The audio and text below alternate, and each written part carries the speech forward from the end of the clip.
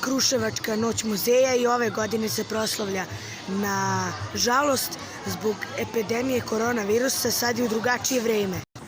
Kruševačka noć muzeja znači da biće veliko radovanje. Noć muzeja u Kruševcu je već razboravila sve.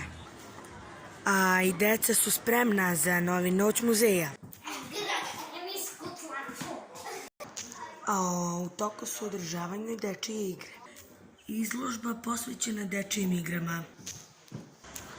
Kruševačka noć muzeja sa pogledom na kuću Simića sve krasi naš grad.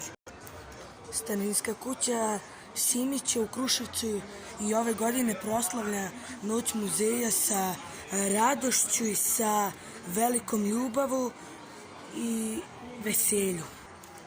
A uz to pogledom je i na spomenik kosovskim junacima.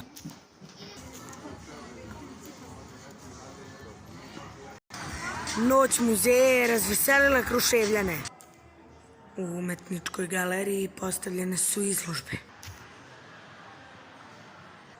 Grafika i ostale slike lepo se slažu.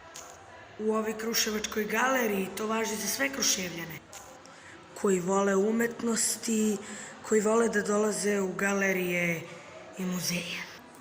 A znajući da je noć muzeja, ima mnogo radosnih ljudi.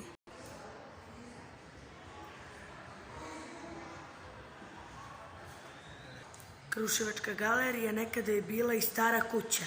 U Kruševačkoj galeriji smo mnogo ponosni na sve.